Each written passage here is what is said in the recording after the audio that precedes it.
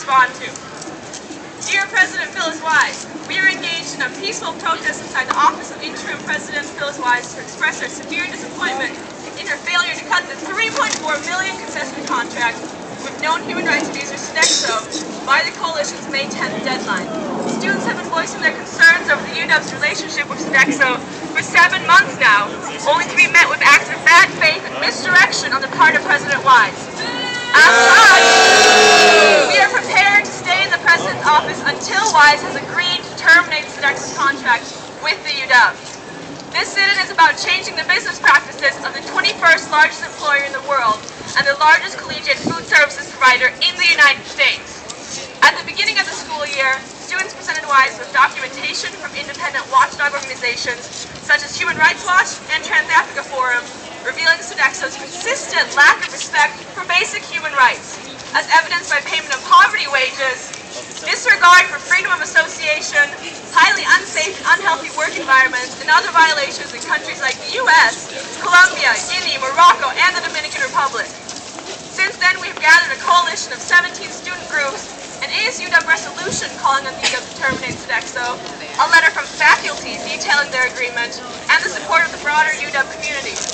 We even brought a former Sodexo worker all the way to the Dominican Republic here to speak out against the injustice that she has faced.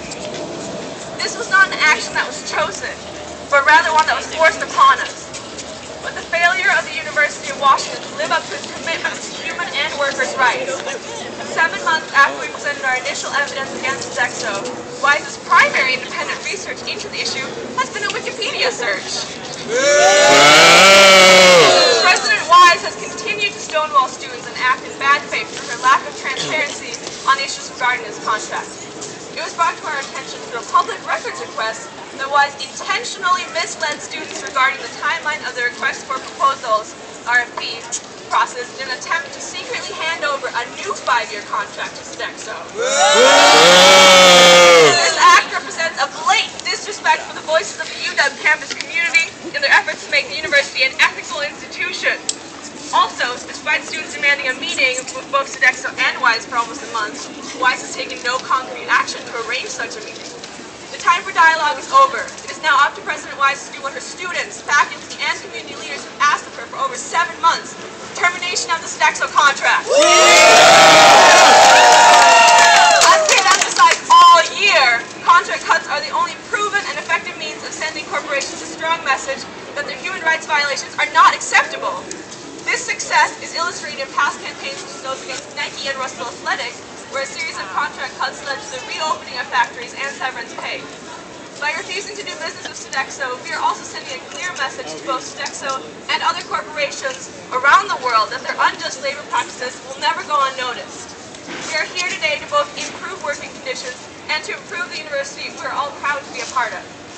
According to the university's mission statement, we are compassionate and committed to the active pursuit of global engagement and connectedness, and seek to educate ourselves as leaders of integrity and responsible citizens.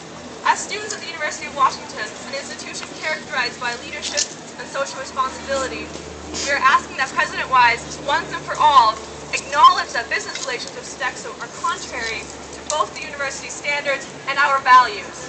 Therefore, as students at the UW, we will stop at nothing less than full termination of Sodexo's business with the UW.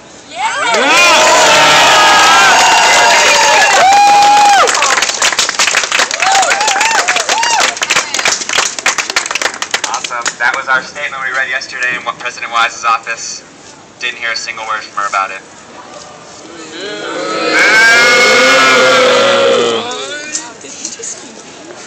Remy's going to tell us a little bit about what actually happened yesterday. So take it away, Remy. Alright, we were in her office for only 15 minutes until she asked us to be forcefully escorted out of her office into the conference room. She didn't even say a word to us after we read her statement. Instead, she went to the Board of Regents meeting at her own house where they were having a dinner party. We were in the conference room for 6 hours. Only to negotiate with her. That is all we wanted to do, was to negotiate with her. And she didn't even come. Instead, she ordered that all 27 of us be arrested that day. That's the first time I have ever been arrested. Thank you, President Wise.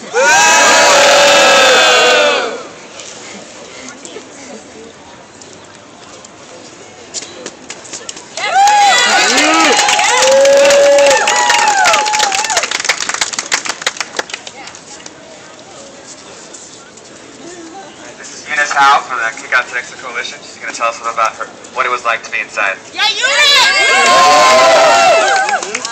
Hi, I was one of the 27th arrested, and it's because I want to stand up for human rights. Basically, I'll tell you 3 stories that I heard of Sodexo workers. Karina Meyeses is from the Dominican Republic, and she came all the way across the nation and across continents to come and talk to us, to provide testimony. She talked about many labor abuses, like, for example, one of her coworkers was pregnant, but she was forcibly pushed to her by management and kicked, actually, which caused her to miscarry. Also, we talked to Brad, who is a Sodexo worker at Ohio State, and he talked about how he can't even afford to go to Goodwill to clothe his kids because he has to get free handouts because he can't even afford simple things like clothing his kids. What do we think about that? And we also talked to Marcia Snow, another worker with Sodexo in Ohio, and she couldn't even afford simple heart medications, real cheap, because Sodexo doesn't give her health insurance, basic health insurance. And so she suffers from this condition that got worse and worse over time, and she was forced to go to the ER for triple bypass surgery. What do we think about that labor practice? And so we think that Sodexo does not deserve to do business with us. $3.4 million? What the heck? Why is our tuition money going towards a company that abuses workers like Karina and Brad and Marcia?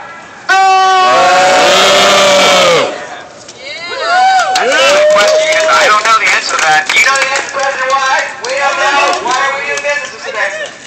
I would really like to get an answer. I don't know.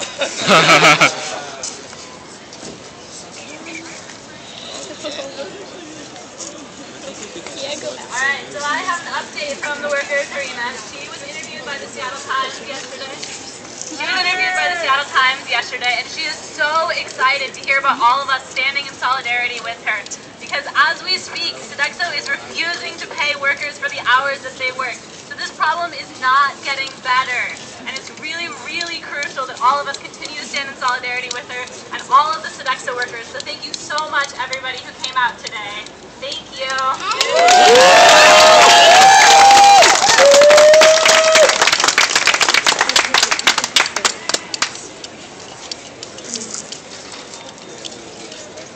Hey everyone!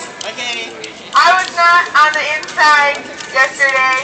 I did not get arrested, but I stood in Red Square with a bunch of people the whole time in the rain, and everyone was stoked for the people inside. They were so supportive. It was awesome. At 5 o'clock we had a vigil at which 2 pastors, 1 graduate student, and 1 professor came to speak and tell the students inside how much they supported them and how important it was that they were doing what they were doing. And that, I think, sufficiently expressed the sentiments of the entire community that was out there. We had a candlelit vigil to represent our solidarity with the students inside. There was music, some bluegrass dancing. It was awesome. We rewrote some song lyrics to represent the situation about Sodexo. And yeah, it was really amazing to just be able to support the folks inside because they did something really awesome. And woo! Alright, now we're going to have Scott Davis, our noble police liaison and admin negotiator, come up and tell us what happened.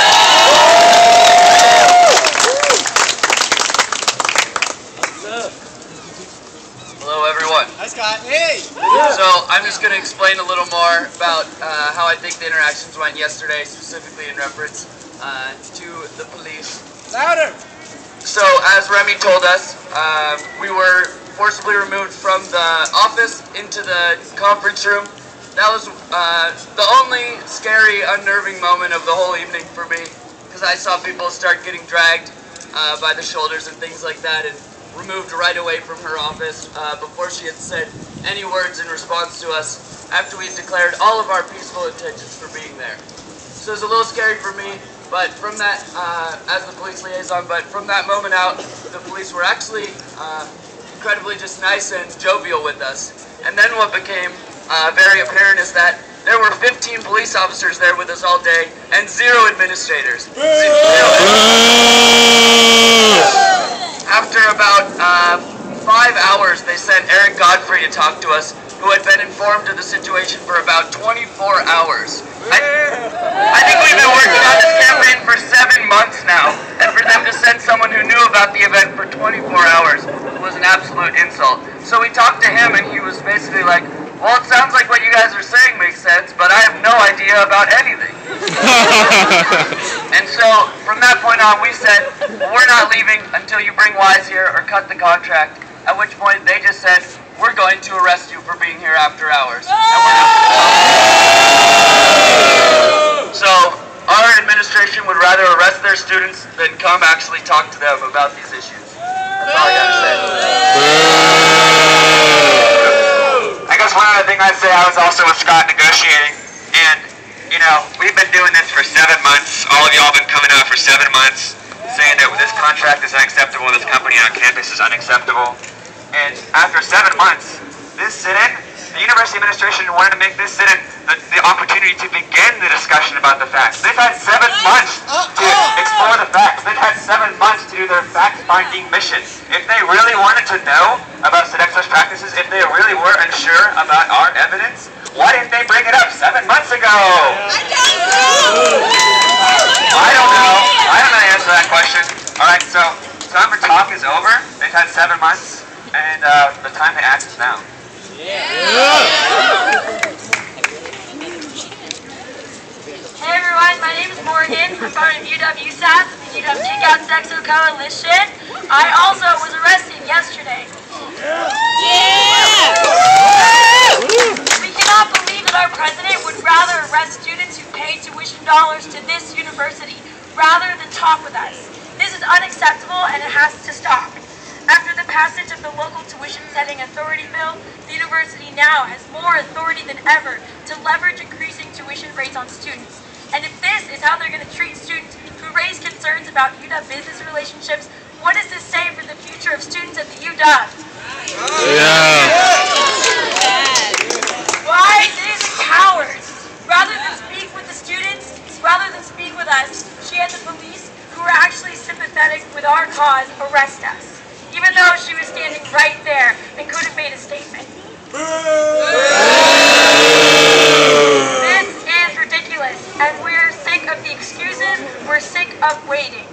Do you all think that we should tell the regents about what President Wise did to us yesterday? Yeah!